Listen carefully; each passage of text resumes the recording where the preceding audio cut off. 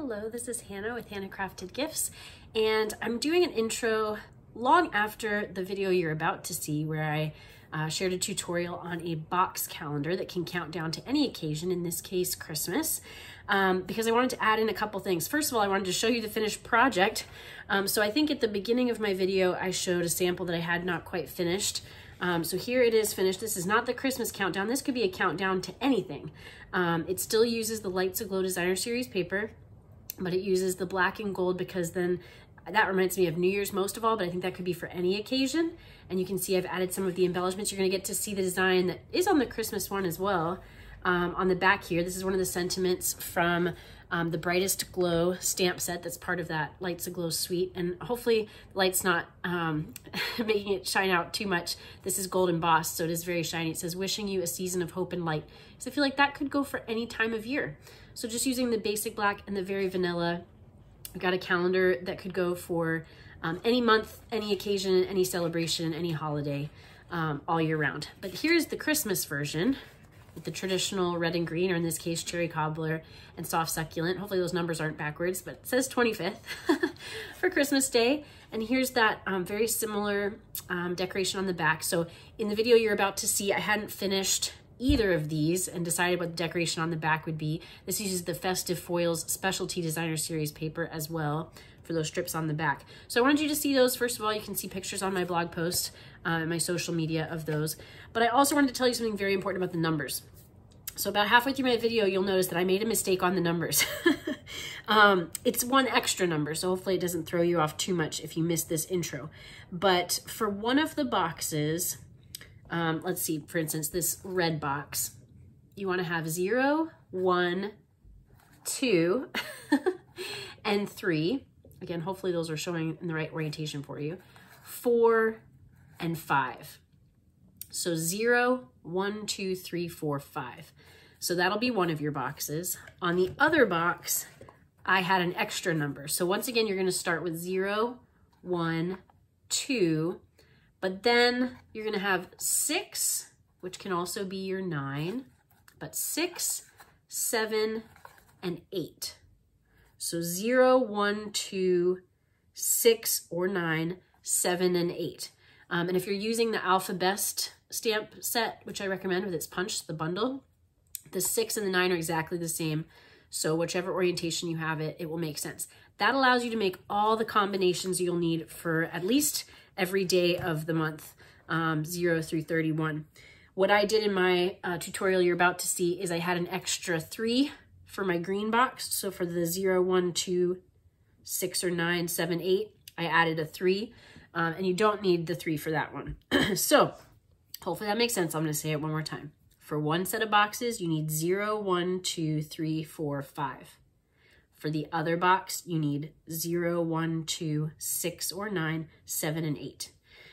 So hopefully that helps you. I also wanted to say one thing about how to make the most out of your paper. I think I might reference this in the video. Again, it's been a while since I recorded this next part you're about to see because I'm going to edit these together.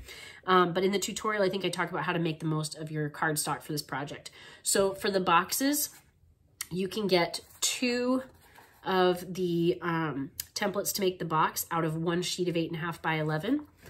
For the holder, you can either, because I was making these in bulk, first for a swap and then for a class that I actually just had today. For the holder, you can either get 4 of the base piece out of a sheet, and then out of a separate sheet, 3 of this back piece that folds around for the back and the sides. So if you're making them in bulk, you might want to do it that way. Or if you're just making one, then you can get 1 back and 2 bases out of a sheet. You wouldn't need 2 bases, obviously, but the point being you could get a whole holder out of one sheet, plus some left over if you were just wanting to make one. So I hope that helps you. Please enjoy my tutorial, and happy crafting. Hello, this is Hannah with Hannah Crafted Gifts, and I am doing things a little differently today. I am practicing putting together a project. So this may end up being a tutorial. We'll see how it goes. But I wanted to see how long it takes to make this for an upcoming swap that I'm preparing it for. I'm hoping it's under 30 minutes. And if not, I'm going to do some extra prep so that it is. So what we're making is a block calendar, and I actually don't have a completed one to show you yet. I can show you an almost completed one. using some different colors than the one that we'll be making together. So this doesn't have the numbers on it yet, so it wouldn't be much of a calendar, but you've got your 2 blocks made and you've got your holder for them, not decorated yet. So again, this is a preliminary video, but if I do end up sharing this, I will share it with photos of the finished projects. So if you're watching this on YouTube, make sure to check out my blog for those. If you found this on the blog, then you can already see those. So let's get right into it. So first we'll make the blocks.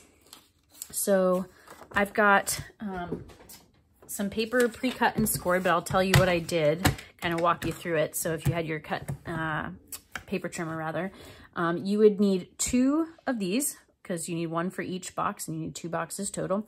So you cut this down to 5 1/4, pull that out, by 7 1/2. And so you're able to get 2 of these out of 1 sheet of standard 8 1/2 by 11 cardstock. Then you're going to score it in portrait. And I've already done this, so I'm just letting you know what it is. And it might be out of view here, but again, you don't really need to see it. You can hear it, and I'll have this in the description below. But it's scored in portrait at, well, let's do like this. So it would be 1 3/4 and 3 1/2. And then you flip to score in landscape, and that's going to be 1 3/4. Oh, sorry, this way. 1 3/4, 3 1/2. I'm reading my notes. 5 1/4, and 7. And normally you wouldn't have to worry about which way you flipped it, but I've already scored mine. So that's why I wanted to make sure that you were seeing that, you know, last score line, that little flap there. So that's it for the 2 boxes. I guess I'll go ahead and show you while I have the paper trimmer out what the other pieces are. So for the holder, you need 2 pieces. Again, you can get, I believe, I did this a while back, but I believe you can get both of these pieces. You can definitely get them both out of a sheet of cardstock, but I think you can get 2 out of a sheet of cardstock. So you'd only need 1 sheet of cardstock for 2 holders, and you only need 1 for each project. I was preparing multiple again for this upcoming swap. So for the holder, your first piece is, whoop, sent it flying, 4 by 5 3/8. And if I'm not lining it up perfectly, again, I just kind of have this here as a visual for you, but listen to what I'm saying more than, you know, where it's lining up, if you can even see that. So this one is scored in landscape. Make sure I've got it in the right orientation here. So this one would be scored at, and again, the orientation only matters because I've already done it, 1/2 inch, 2 1/4, 2 3/4, and that's it for this one. The next piece is 2 3/4 by 9 1/4. And this one is scored in portrait at 1/2 inch. And then it's scored in landscape at 2 5/8 on both sides. So I recommend doing 2 5/8 like that, then flipping it over and doing 2 5/8 again, just to make sure that those will definitely match.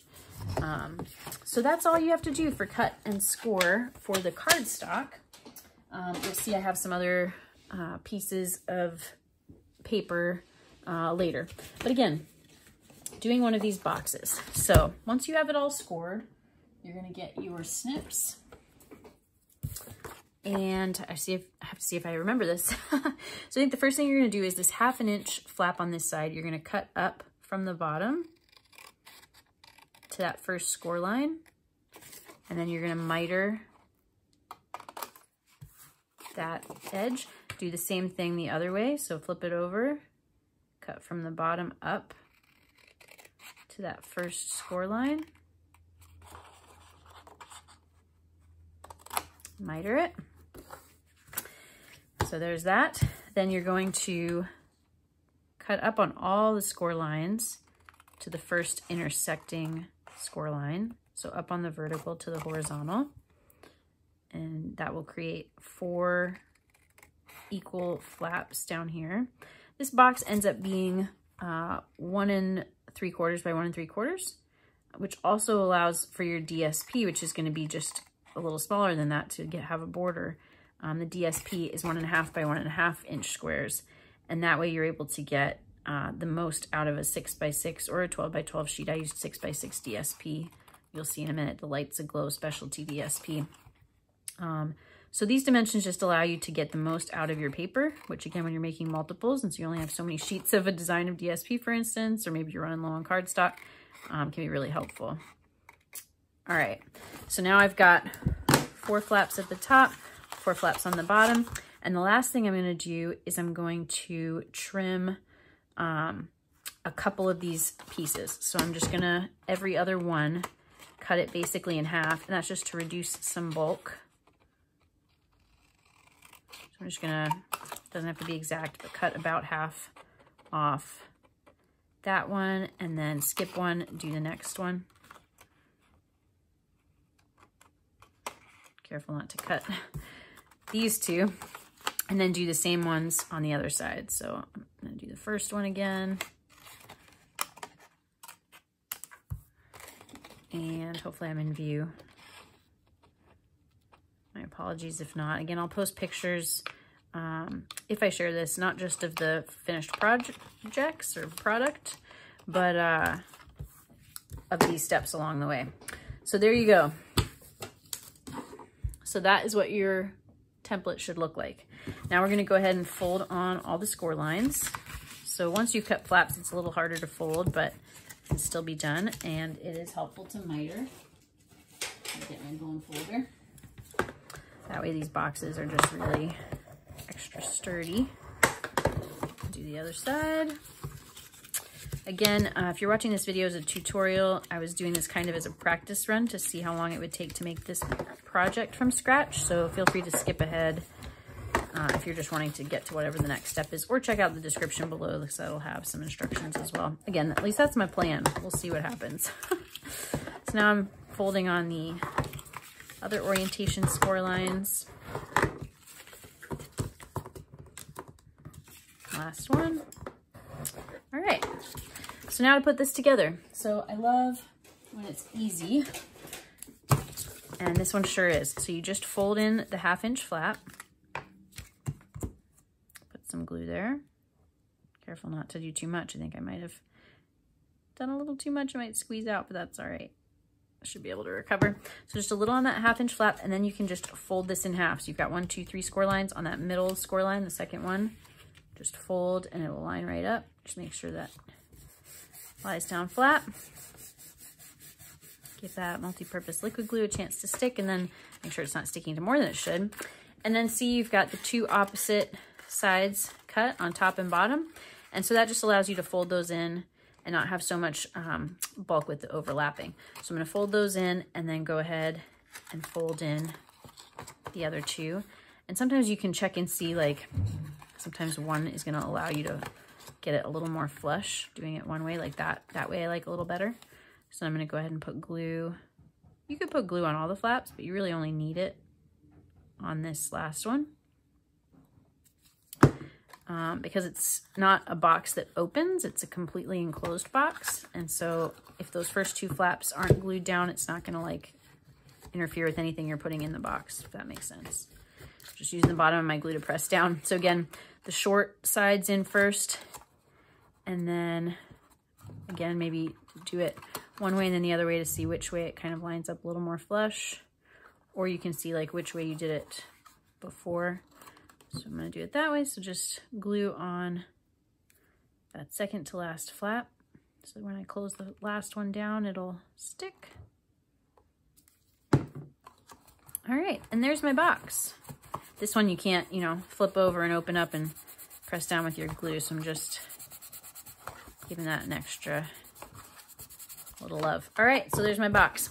So now I've got the DSP cut, and as I mentioned, the DSP is gonna be 1.5 by 1.5 inch squares. And so you'll need 6 for each box, so 12 total. So I've got my 6 of the cherry cobbler from the Lights Aglow, and I've got 6 from the soft succulent from Lights Aglow. So I'll go ahead and do the cherry cobbler for now for this one. So just thinking about how I wanna, where I wanna start, doesn't really matter. So I'm just gonna go through,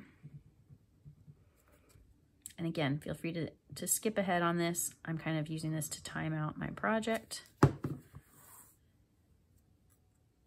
Hoping it's gonna be under 30 minutes, or if not, I will adjust. Actually, I wanna start on this face. I'm being a little persnickety. If you know me, you're not surprised. I will say it's hard to be persnickety when you're on camera though, because you're trying to be as quick as possible, and usually those two things don't go together. What's the saying? You can either have it fast, good, or cheap. You can usually have 2 of the 3, but not all 3. I usually go for good and cheap. I am not good at fast. Although I'm doing some house renovations. In fact, my husband's doing some cleanup from that right now. You might hear him banging around in the background.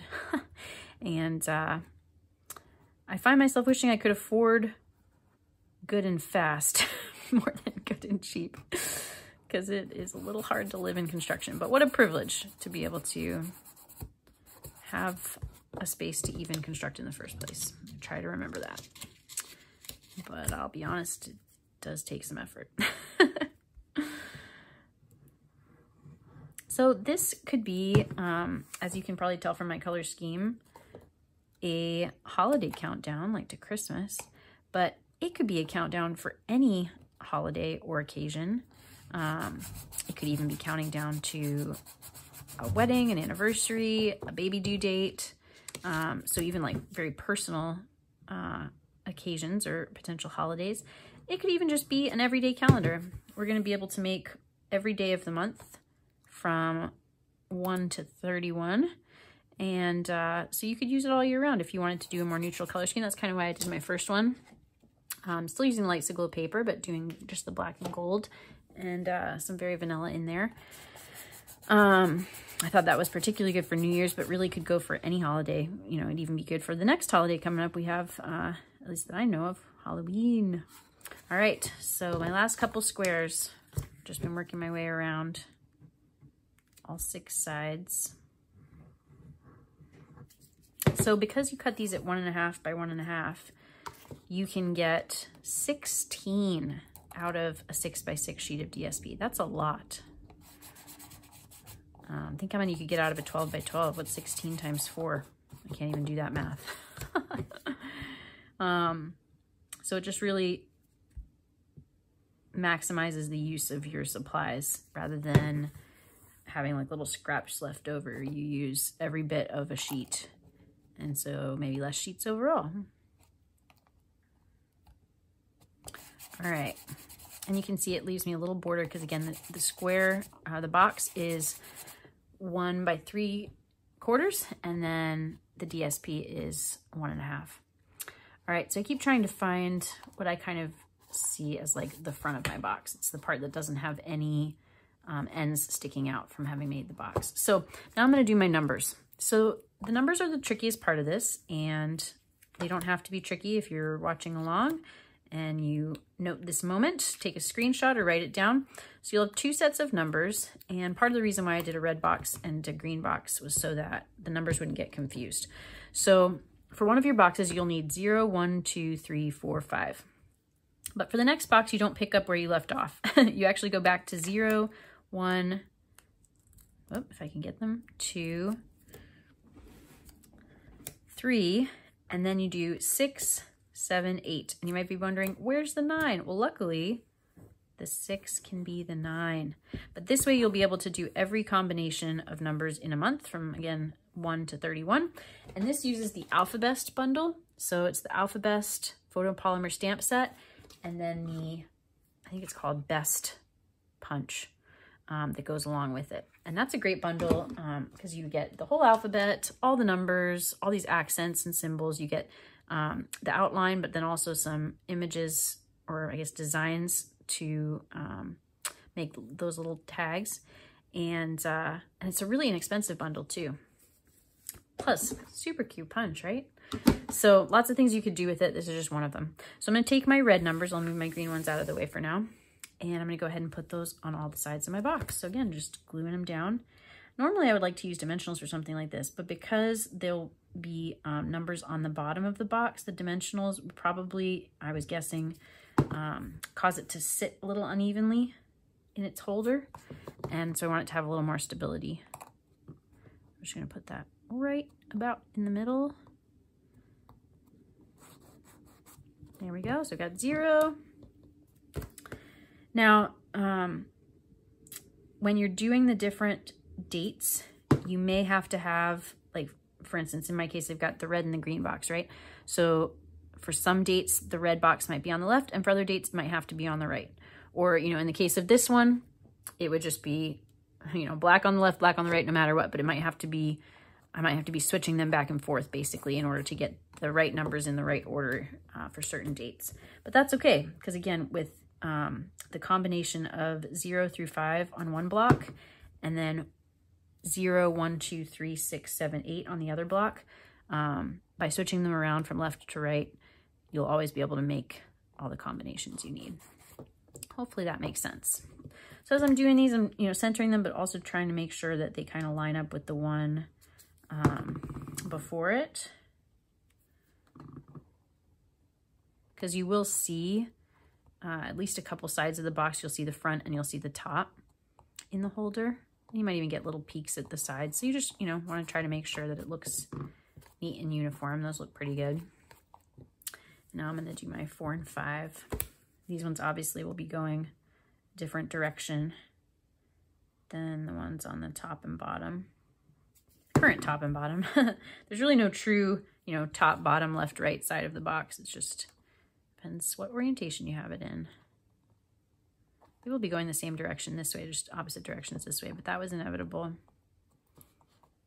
I think. I am not a very spatially intelligent person. That's not one of my higher areas of intelligence. And crafting has been really good for that. But still sometimes gets me. It definitely takes me a lot of effort, that part, as opposed to like maybe the more creative part, the more relational part. At least those are the areas I'm better in. I'm not the best always, but better than trying to figure out things like measurements and orientations and so on. All right. So, ooh, I just realized I put my 5 upside down, but you know what? That's okay. Again, there is no kind of right or wrong.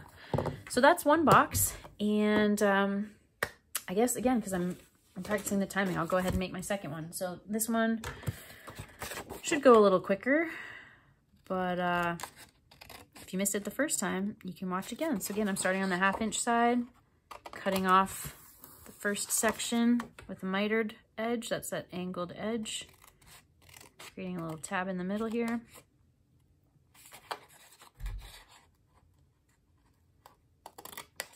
If you somehow missed the first part of my video, go back. I explained in a little more detail what I was doing the first time around. And if I had remembered I was going to do both of these, I probably would have done like all this cutting on both pieces at the same time. Then all the, you know, folding at the same time, all the gluing at the same time, all the DSP at the same time, all the numbers at the same time, because basically, you know, an assembly line is usually the most efficient, but that's all right. Again, I'm kind of doing this in a bit of a rush tonight. It's getting late, hence you can probably see my shadow on the project, so sorry for the lighting. And again, sorry if I'm holding anything out of view. I will be posting pictures if I share this at all. All right, so once again, I'm gonna start with the first one. I could choose either set of alternating flaps, but basically just alternating, cutting them about in half to reduce some bulk, and then making sure to do the same ones on the other side. So because I'm coming from the other end, I'm not doing the first one, I'm doing the second one, because again, I'm corresponding to the one I cut off on the other side. And this project, I know I put this in the write-up that I drafted already, but just want to say as well, this project was inspired by my upline, Bethany Barnard, so thank you, Bethany. She has a tutorial for a similar box calendar. Hers just has some different product, although some of the same. She used the Lights Aglow DSP as well, but some other product from what I'm using or will use to complete mine. And I also adjusted the dimensions again to try to maximize my supplies, stretch them as far as I could since I was making many for this swap. I've got a group of local demo friends that I am doing a 3D project swap with. So that's part of the reason I wanted to practice the timing and have these instructions ready to share with them. I'll see if I have it ready beforehand, hopefully at least after. So again, now that I folded on all my score lines, horizontal and vertical, putting some glue on this little 1/2 inch mitered tab I've created, just folding in half, that'll line right up, giving that a chance to stick, and then folding in first the cut sides and then the others and seeing if one folds a little more flush than the other. This one seems to fold a little more flush this way. Just gluing that second to last flap so that you close it down. Again, for that one, you can press down from the inside, like at the bottom of your glue or your bone folder, anything. If you can reach your hand in there, good for you. I can't reach my hand in there. See which ways goes the most flush. I think maybe the first way. But I kind of want to have it flow from the other one, so I'm going to go with that. And you can see I got some glue ready to go. Try to spread that out well so it doesn't ooze out. I don't know about you all, but no matter how hard I try, I often end up with some extra glue oozing out somewhere on my project, and especially on these light colored cardstocks, it can look kind of dirty because then dust sticks to it. So I love having an adhesive remover. Stampin' Up! Used to sell them and doesn't anymore, but you can usually find them at your local craft store. And they're just usually these like kind of yellowish squares of like, I don't know if they're like rubber or what, but they kind of catch the glue and will pull it off your project, and it can really save a project. All right, so there's that. I just realized, yeah, okay. Trying to match my other one. All right, so I'm gonna bring in my DSP, start adding that on. I really love this DSP. Again, it's specialty DSP, and hopefully you can see why. Even in this light, it has a little bit of gold foil on one side of every design. So on the red one, it's the snowflakes, and on this one, it's the dots in between the snowflakes. Really pretty. And you know, certainly when you put the red and green together, very traditionally Christmassy, but you also have those black ones I was showing you earlier. You could use just the green or just the red, and then it wouldn't have to be like this one to me, especially because it's the soft succulent, which is kind of a blue toned green. And it's the snowflakes, it could just be, you know, wintry. It wouldn't have to be Christmassy per se. Actually, this could be a really pretty one for like a countdown to Hanukkah. Not quite the true blue of Hanukkah, traditional Hanukkah, but again, it's got that tone. And light's aglow. I mean, festival of lights, right? So sorry if I'm misrepresenting. I'm not as familiar with Hanukkah, but just trying to think inclusively with the little I do know.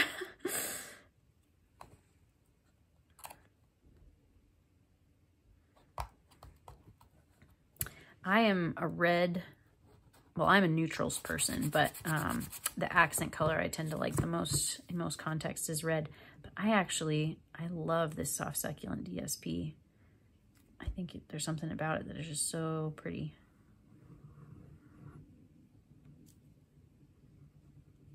I'd love to hear in comments what you think, whether it's about the product, the project, how you could use a countdown calendar or just a calendar.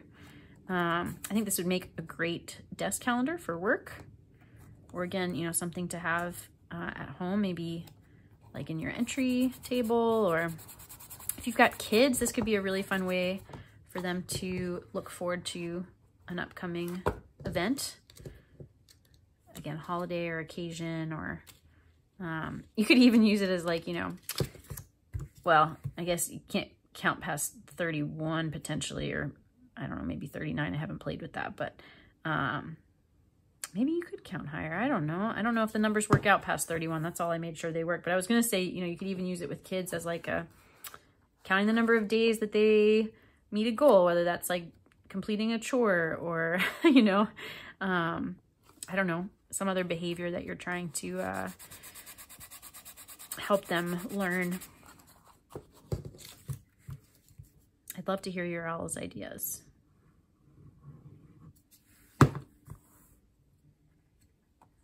All right, so I've got all my DSP in place. Now to add the numbers. Going back to find my supposed front. All right. And again, for this second block, in my case, the green block, but whatever your second block is, whether it's a different color than the first or not, that just helps keep them straight. But you got 0, 1, 2, 3, 6, 7, 8, and the 6 doubles as a 9. Oh, I lost my front. Okay, keep doing that. So 0, starting with you again.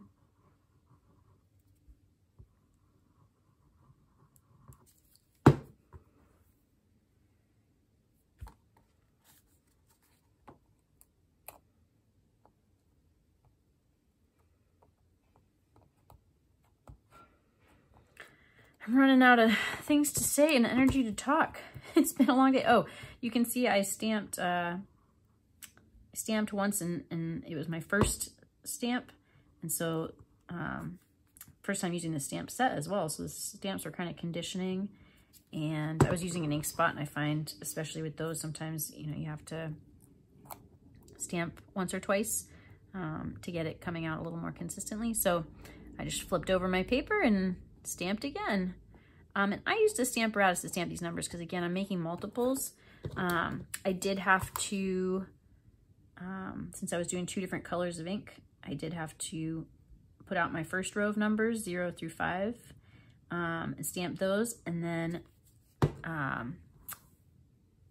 you know, rinse them off.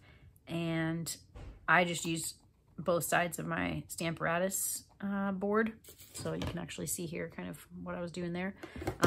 So flipped it over for my 6, 7, 8, but had to, you know, add the 0, 1, 2, 3 back on as well.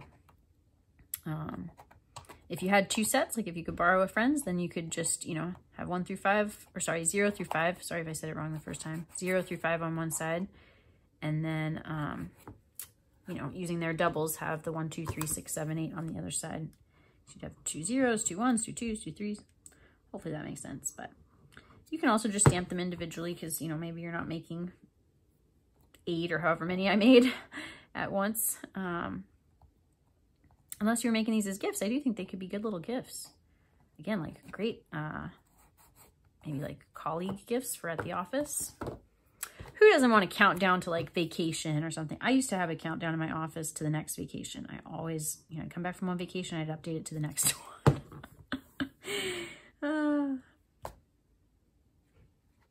Oh, you know what? I just realized a mistake, and good thing I caught it in time. So you don't have the 3. You were probably like, you have 7 numbers, not 6 here. So that was something from Bethany's tutorial, actually. So she originally had 1, 2, 3, 6, 7, 8, and it needs to be 0, 1, 2, 6, 7, 8. So so I added in the 0 but forgot to take out the 3. So you don't need the 3 on this second block. You just need 0, 1, 2, and then 6, 7, 8. Glad I realized that in time. Sorry if I confused you. Darn. That's so funny. I passed along the confusion.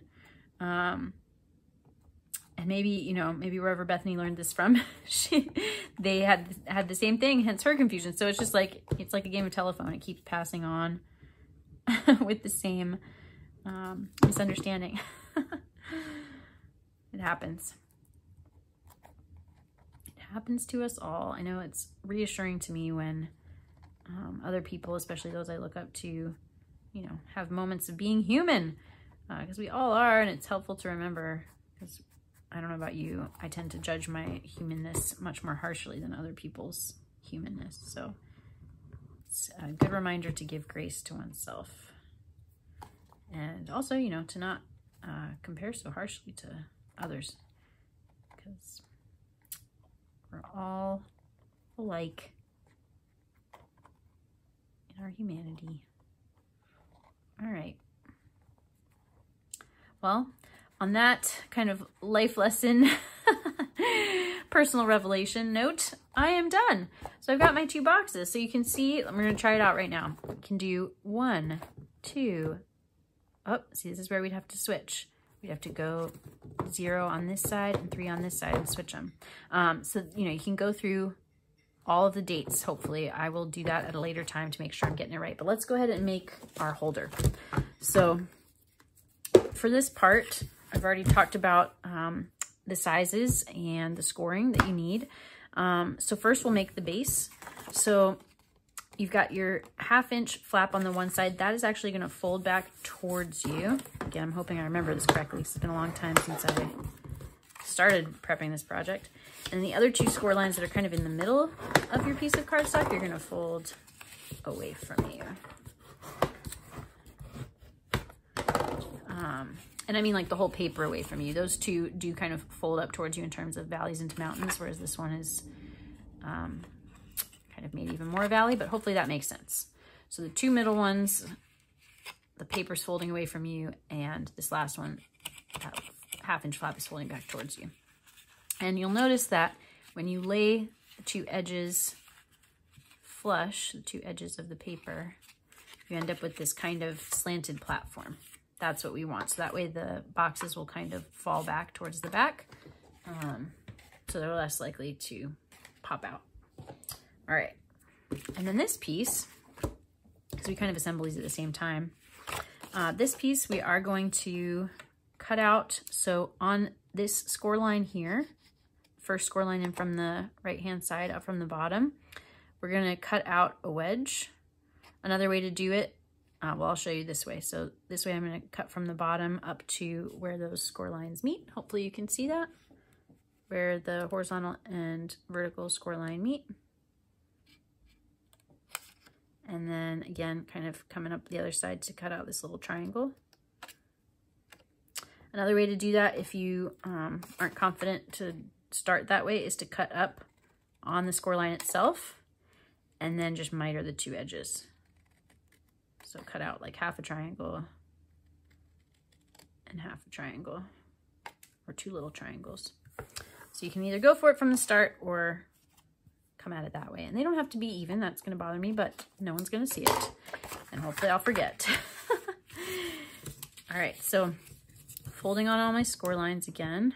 Oh, and actually one thing before I do that, I also want to cut, I'm pretty sure about this. Again, trying to remember. Yeah, I'm pretty sure I want to cut from this score line down here at the diagonal all the way up to this score line here. So I'm going to get out my long scissors for this. And I could do this on my scoreboard, my paper trimmer too, but actually I think I will, because I want it to be precise, because if you couldn't notice, that's important to me. So I'm just going to put this vertical score line where it's going to, let me open this up a little bit more. Hopefully you can see what I'm doing. So it's probably hard to see a score line, but I've got a vertical score line here, and so I'm going to put that where the blade will hit it. And then I've got the horizontal score line here, so I'm going to put that where the blade will hit it. So just lining up score line there, making sure those are both in the path of the blade. This one needs to come a little bit over. All right. Moment of truth. Did pretty well. Same thing on the other side. So horizontal score line there where the blade's going to hit, vertical score line there where the blade's going to hit. When I say vertical and horizontal right now, they're both kind of on a diagonal, but when I lay it back out, it'll be the vertical and the horizontal. All right. So now I can fold on my score lines. So I've got these 1/2 inch flaps, 3 1/2 inch flaps now on the bottom. Again, burnishing those, because the holder you especially want to have be sturdy, right? And then folding in the 2 sides. All right, so this you kind of assemble all at once. So what's going to happen is this middle piece is going to go along the back or the bottom. Hopefully you can see. And I just realized maybe I should show real quickly what these look like. Move some things out of the way. So if you want a screenshot. So that's the one piece. And that's the other piece, the way that's folded. Okay. So again, this middle flap is going to go along the back bottom. So I'm just going to kind of center it between these two score lines. And this is just me eyeballing to make sure it's going to work. And then you fold in the two side flaps. And then this should be able to go right down the middle. My side flap popped out, but yeah, that's going to work. So this does get a little tricky, but you're going to flip this upside down. Just a little tricky because you kind of have to do it all at once and hold it together, but just take your time with it. That's the nice thing about multi-purpose liquid glue. You have a little time till it dries, and you have some ability to wiggle it as opposed to like Stamp and Seal, or especially Stamp and Seal Plus, or Tear and Tape. But if you prefer those, then you don't have to worry about it drying on you. You just can't really re-stick it. So anyway, I'm putting glue on all three of these flaps.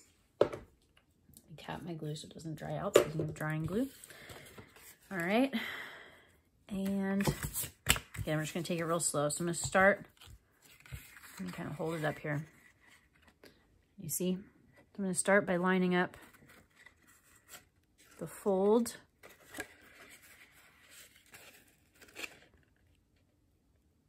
of that middle flap with the back bottom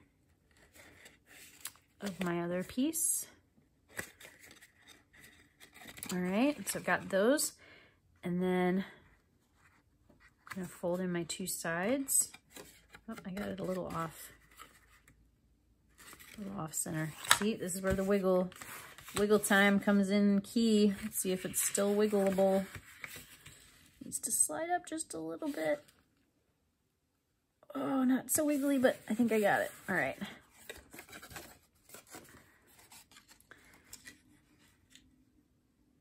And then, again, the score lines are going flush up against the sides here. So there we go. And then before, oh, see, I need that adhesive remover. You're gonna get to see it. Looks dirty quick, but better that than your project, right? That's what it is. And you might be thinking, you're not even gonna see in there, and you're right. It shouldn't matter. I'm just wasting your time. Sorry, I can't help myself. Okay, so then the last step is to put glue on this last 1/2 inch flap.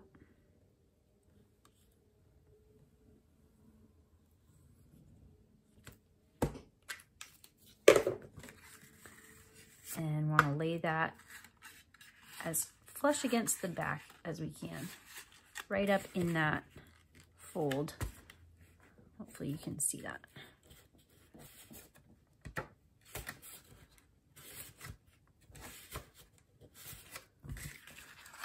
All right, so we just have a little bit of, again, what's it called? Like an angle coming up to the front so that the boxes will be pushed back. And you might notice, look how well that lines up. Like that cut line lines up perfectly with the angle of that front. Oh, that's so satisfying. A little glue on the side, take care of that. So the one thing I haven't finished, well, at least one thing I haven't finished preparing is the decoration for the back. So I do want to do something back here. So again, if you didn't come to this video from my blog to see pictures, go check that out. If you found this just on YouTube or another social media channel, check out my blog to see the finished back, because I do want to use the Brightest Glow cling stamp set. I'm just checking what it is because it is sitting up here in front of me ready for me to use it. And I want to use the Festive Foils Specialty Designer Series paper. At least that's the current plan, so we'll see what happens. But there's your boxes with your numbers. So it's 0, 0. No, let's make it the 25th. How about? Looking ahead. Because again, this is maybe more of a Christmas countdown, but whatever you decide to use yours for, I hope you enjoy having made this. Please like this video if you did, comment and I'll reply. The most helpful thing you can do is subscribe to my channel for more and share this with others who might be interested. I do tutorials, unboxings, Newsday, Tuesday broadcasts on usually the first Tuesday of every month with Stampin' Up! Product and promotion news. So all sorts of things. There's even more. Just thank you so much for joining me as always, and happy crafting.